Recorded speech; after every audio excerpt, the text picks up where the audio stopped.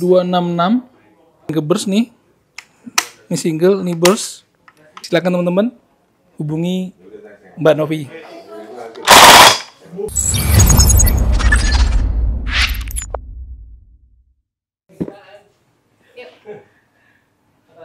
Keren juga nih. Nah teman-teman, sekarang teman-teman nih di tempat kita biasa review di pojokan nih, di sebelah tempat area syuting target, itu sudah banyak nih pajangan-pajangan lagi. Tadinya kan ini kosong nih, sekarang dikasih rak-rak buat naruhin aksesoris seperti optik, ya kan, terus apa namanya tuh, ya tempat-tempat rak begini juga nih, unit-unit handgun. Punya udah lebih ramai dan rapih lagi di bagian sisi sebelah sini. Sekarang kita akan mereview unit VFC lagi. Nih, tapi kita akan flashback ke unit Perang Dunia Kedua. Tuh dia. Dari VFC. Namanya PPSH 41. Kalau dari kardusnya, ini unitnya dimensinya lumayan panjang ya.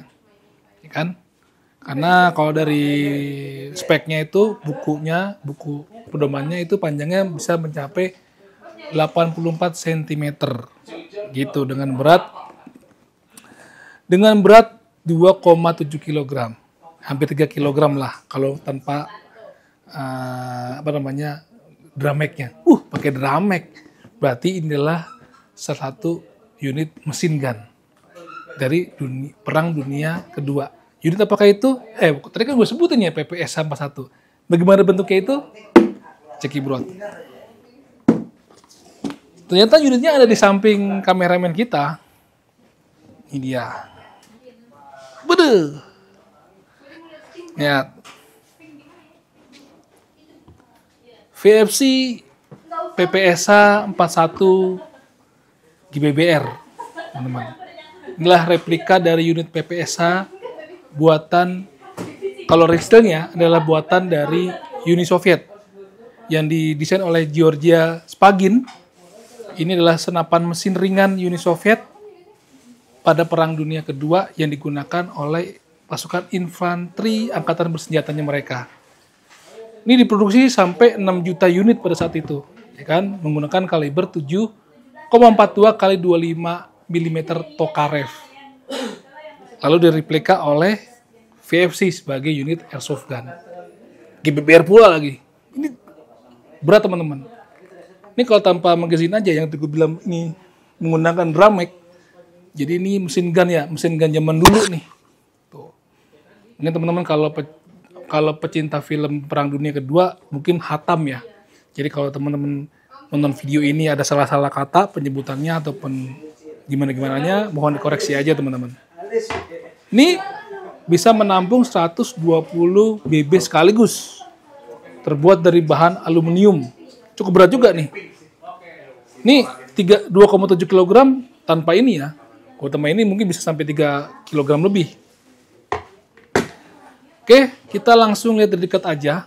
Nggak usah lama-lama. Tadi gue udah spill sedikit bahwa ini replika unit dari PPSH 41-nya Uni Soviet di Perang Dunia Kedua gitu. Sama PPSH 41 di replikanya VFC PPSH 41 GBBR gitu. Oke teman-teman, ini dia unitnya VFC PPSH 41 ya kan, panjangnya 84 cm. Ini bastoknya ini terbuat dari bahan wood atau kayu ya. Tuh. Ini kayu beneran teman-teman, makanya berat. Oke. Lalu di bagian ininya nih, sisi sebelah kiri itu ada buat mengaitkan sling, terbuat dari bahan metal. Ya. Lalu sisanya itu semua terbuat dari bahan besi. Ini full besi semua teman-teman. Ya, bagian handguard ini besi semua. Dan di sini ada pengait sling, jadi slingnya sini dan di bagian sini. Oke. Ya beginilah ciri khas senjata-senjata pada Perang Dunia Kedua ya, modelnya begini. Nggak banyak tempelan-tempelan buat aksesoris seperti senter ataupun optik tuh jarang. Udah ya, begini aja udah. Kan? Nah, ini pisirnya ini. Pisir bagian belakang dan ini pisir bagian depannya. Gitu. Warnanya hitam doff dan memang kalau kita pegang ini dingin. Ya kan? Jadi bukan bahan aluminium alloy, memang benar-benar besi. Oke, kita masuk ke bagian tengahnya. Di sini ada charging handle karena memang unit ini menggunakan sistem gas. Jadi ada charging handle-nya. Ini ada semacam pin teman-teman. Kalau pinnya seperti ini ngunci nih. Nah, dia slot ke bagian bodi dari handguard-nya. Jadi untuk kita bisa menarik cocking handle-nya, kita mundurkan pinnya. Nah, sampai kelihatan kan mundur nih. Baru kita bisa tarik. Dan dia mempunyai sistem board lock. Jadi kalau kita tarik si cocking handle-nya, kita lepas, dia nggak akan balik sendiri. Jadi ini bisa kita untuk ngatur hop up nih. Kita lihat bagian dalamnya sini nih. Kadang-kadang kan kalau nggak ada sistem board lock, jadi kita tarik ya langsung maju sendiri nih si cocking handle-nya. Kalau untuk merilisnya, kita tembakin aja. Seperti itu. Kita pencet triggernya. Trigger kita pencet.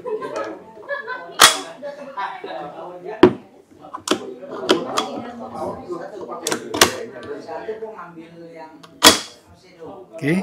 Lalu di sini di bagian trigger guard terbuat dari bahan metal. Ini trigger guardnya dan juga triggernya metal. Ini nanti kita akan cari tahu. Tadi gue sama Mas Septian juga belum tahu fungsinya karena ini bisa dimaju mundurkan teman-teman. Nih, apakah dia ini bisa burst dan mungkin semi burst? Dan setahu gue kalau mesin gun ya nggak ada singlenya ya. Tapi ini kita akan cari tahu nih. Gitu teman-teman. Oke.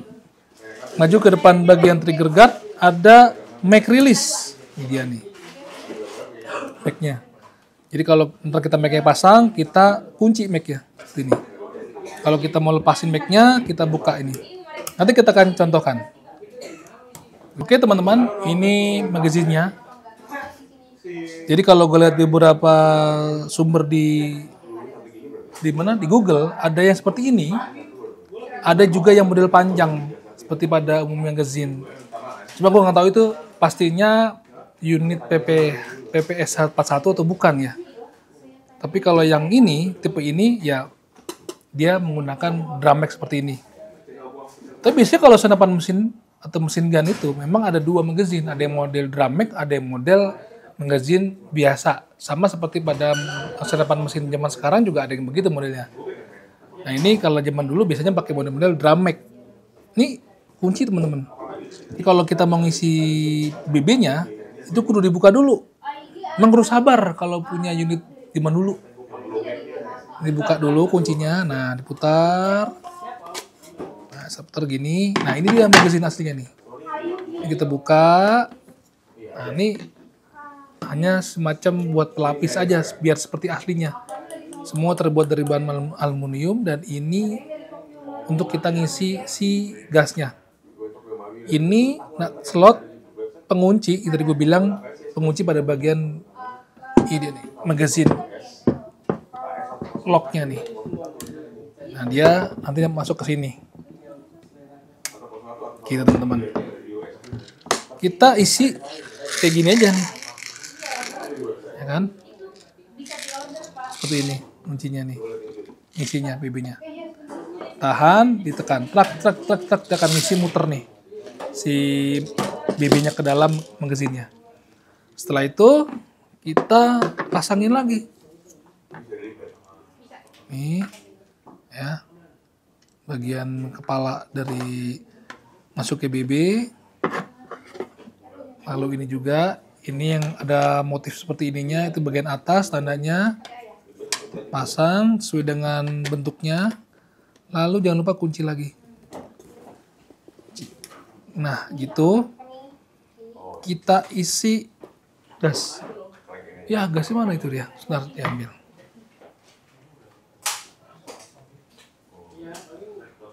Nah, itu gasnya. Ini gasnya bukan gas yang bisa buat masak ya. Nih, jangan salah.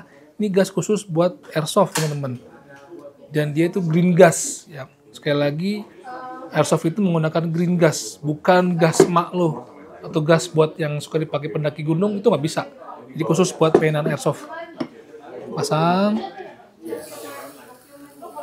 Ya, kita masukin, tekan sampai 10 detik. Cabut. Jadi jangan tahan, dimasukin aja 10 detik.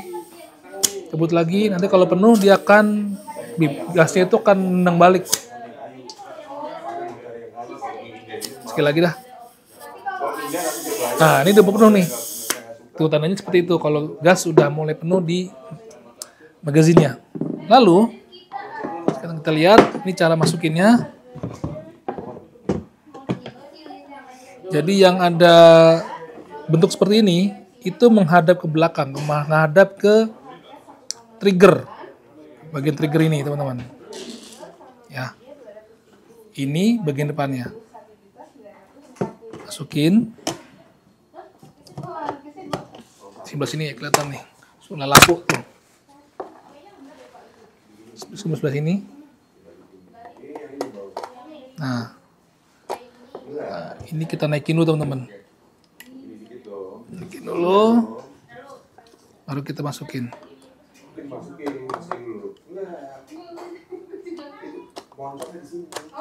Nah, masuk. Kita kunci. Seperti itu. Betul nggak? Nah, seperti inilah bentuknya, teman-teman, kalau sudah ada magazinnya. Kalau di gambar-gambar di mana namanya? Di Google, ketika mereka tidak sedang aiming, megangnya seperti ini nih. Gitu. Kan? Tapi pada saat mereka menembak, kadang-kadang posisi tangannya ini, sebelah kiri ini, menahan sebelah sini, menahan si drum mag-nya, atau di bagian ini. Gini. Pada saat mereka menembak ya. Tidak di bagian si handguard-nya. Kemungkinan besar kalau di begini mungkin panas ya. Si handguard-nya panas karena kan si inner barrel-nya ini nih, bagian menembakkan peluru itu kan panas kalau di steel-nya ya. Sehingga membuat hawa panas itu bisa menjalar ke handguard-nya. Jadi makanya kalau di steel megangnya antara di drum mag-nya seperti ini atau di bagian di depan area trigger seperti ini. Tapi karena ini replika ya lu bisa beginilah nembaknya biar lu lebih stabil. Sekarang kita akan coba di area tembak bagaimana performa pada saat kita tembakan dan kita lihat FPS-nya. Oke teman-teman, ini sekarang sudah dikokang. Ya kan? Jadi kalau unit zaman dulu ketika dikokang ini langsung kebuka aja nih. Kalau yang zaman-zaman sekarang kan ketika dikokang biasanya bagian boltnya ini ketutup. Ini nggak tetap kebuka. Mungkin nanti pas saat habis BB-nya dia akan nutup. Ini udah dikokang. Kita akan coba geser si bentuk ini ke bagian bawah dulu ya. Pengen tahu nih.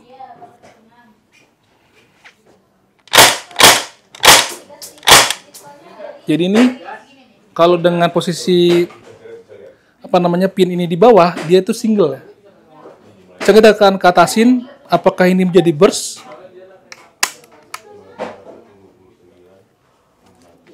Oh benar.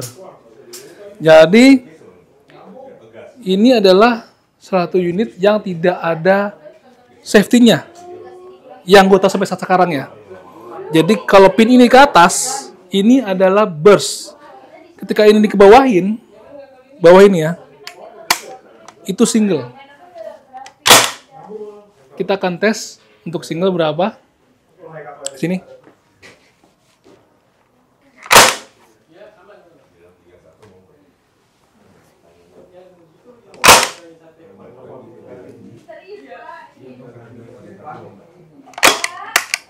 Nah, dia kalau habis seperti ini teman-teman. Tuh. Dia akan langsung nutup sendiri. Ini habis. Cara ngebuka magazinnya, ini kita naikin lock dari si magazine catch-nya. Lalu kita angkat.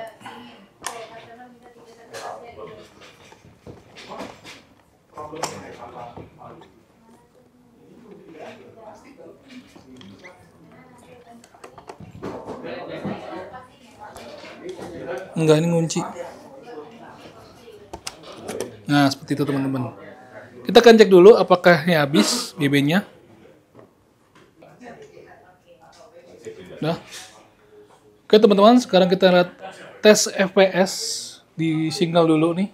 Sini. Kita tembakin ya. 13. Sekali lagi 266. Sekali lagi ya single 309. Sekarang kita naikin FPS di burst. Ini ke burst nih. Ini single, ini burst. 247. Itu teman-teman, lihat nih. Si bagian cocking handle-nya kita tembakin. Kata nggak? Nih performanya cakep nih. Getarannya terasa dari ujung handguard sampai ke belakang. Karena kita pegang ya, terasa.